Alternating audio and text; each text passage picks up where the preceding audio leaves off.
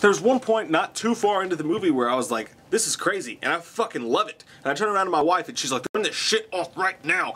That is the two different kind of sides you're gonna get with this movie. We watched a movie. Yeah. We watched a movie. We watched it. We watched a movie. Yeah. So Nicolas Winding Refn and Ryan Gosling's follow-up to Drive. Only God Forgives. This is probably the movie I was more excited about than any other movie coming out this summer. Holy shit, I'm also going to do a spoiler review for this because I got a lot to say about it. So, the majority rule seems to be everybody thinks this movie sucked ass. I'm going to catch some shit for this one. I have an Anchorman cup. Damn, I was excited to watch this movie. It's weird when you anticipate a movie all year long. All year long, you're just waiting for this movie and you're pumped for it, and then you end up just sitting there like watching it in your living room. It just feels like off, something's off. So I had to pause it and I had to go to Walmart and I had to buy a bunch of candy and some popcorn and some soda pop, some energy drinks.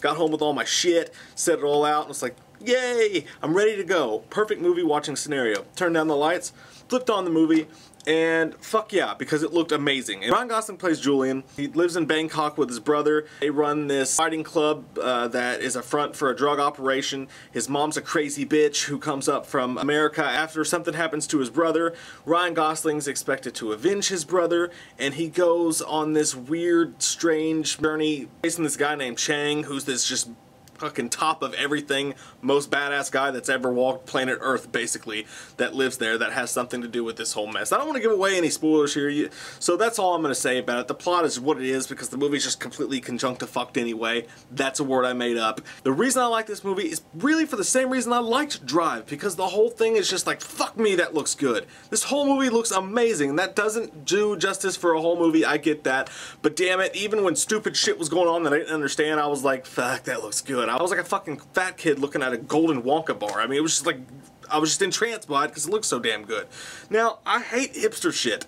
I hate it. When you go over the top and you're like, oh, I'm artsy, look at me. I'm gonna make this fucking waste 2 hours of your time because I want to show you my artsy asshole. Well, that's kind of what Terrence Malick does to me. Terrence Malick's movies are boring as shit, and he thinks that he has this out-of-world view that, oh, this movie about two people in love is gonna change the world, and it's about how we were created in particles. No, it's a bunch of random shots of a fucking beach and a stupid bitch running through the woods with her arms in the air like a fucking dumbass.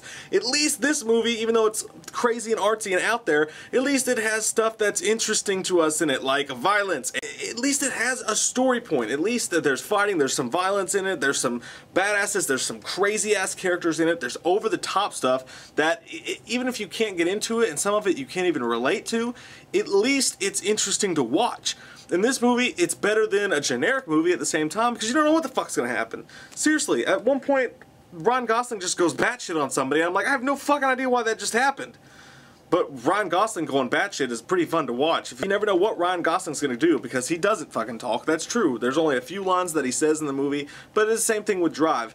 And I got enough of Ryan Gosling in this movie. I'd heard that he's not the main star of it, and I guess you could say he's not. Maybe his mom, played by Kristin Scott Thomas, is. But she is hilarious. Like, she is the biggest bitch that has ever walked planet Earth, and every line she says is just like over the top funny because it's so fucking mean. There's some weird incestual vibes in this movie I don't like. The things I don't like about this movie, anything to do with sex. Anytime this movie talked about sex of any kind, showed a sexual act, had anything to do with sex whatsoever, I felt like they missed the mark. They tried to go too far with it. It didn't make sense, and it was just like, why? God damn it, why? It was just gross for the sake of being weird and gross. Not necessarily even gross, just stupid. The movie may not go where you want it to go, and I can understand how that would piss a lot of people off. Like, there's parts of this movie, and that pissed me off too. I wanted this movie to culminate in a certain situation, and I did not get that. I love the fucking setting. There seems to be this strange paradox between these two main characters, like this world that you don't really know is real almost, it feels like. They don't come out and say it, but it's just there's a certain setting in this movie. When the characters are in this setting, you can feel these two characters moving towards each other. And that is really exciting to me because this one guy seems crazy and he almost seems like the good guy, and then Ryan Gosling you thought was the good guy, he has a lot of shit going on where you're not sure about him. The violent scenes in this movie are badass. When shit does go down, it might be in short spurts, it might not be as much as you like, but holy shit, there's some effects in this movie, like the shotgun to the head in Drive, when the bitch got shot in the head, you were like, oh, fuck. That is exactly how this one particular scene is. That shit crazy scene, that's fucking awesome. I just wish that there was more of it.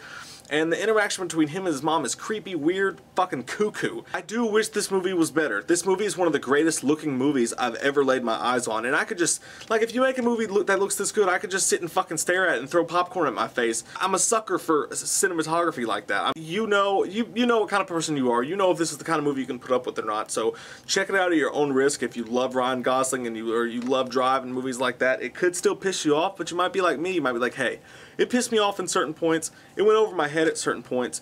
But I still enjoyed the parts that were done right, were just fucking out of this world, and I absolutely loved them. So it's such a cool setting, and you've got such a cool idea here, and it's leading to such cool shit that never happens.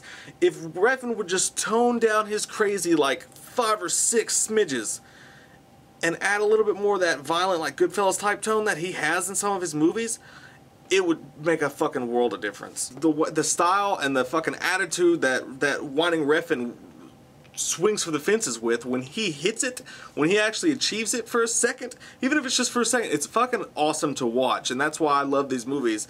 And then he could just dive, I mean bad, nosedive, completely miss the mark the next time, but then eventually he'll get there again, and it's worth it. To me, it's worth it. What do you think of Ryan Gosling's career right now? Do you want him to just do maybe a couple of normal movies, more accessible movies than he's been doing? I wouldn't mind that, but I also wouldn't mind him continuing to do what he's doing. So what do you think about his career? What do you think about Nicolas Winding Refn? And if you do see this movie, you're bound to have opinions on it, so let me know below. What is your favorite fighting movie of all time? Let's say no boxing. No boxing movies, but like karate, fighting movies, whatever. Mine would totally be Bloodsport, which is really the direction I wanted this movie to go. I can't help it. Bloodsport would be my favorite. What's your all's? Comment below. Let me know. I'm going to give Only God Forgives an 8.0. I'm not going to do that. Yeah, I am. For all the problems that this movie has, and I do recognize that it has problems, I still think it's just a cinematic achievement. I sat for an hour and a half and just thought about this movie and like picked it apart. Like, what did he mean by this? What would this part mean? What would this part? This movie invokes conversation, and even though there's parts of it that piss you off, that's what movies are all about. So I enjoyed this movie. I enjoyed the acting in this movie. People said the acting was wooden. I didn't feel that way about it. I felt like these characters were, their lives were so shitty, and they were just, there's no joy to their movements at all. They were just kind of like, this is who I am. My life sucks and I'm an evil fucking bitch. That's it for me, guys. Comment below, let me know. I'm Mike from We Watched a Movie, and we'll see you next time. We watched a movie. Yeah. We watched a movie.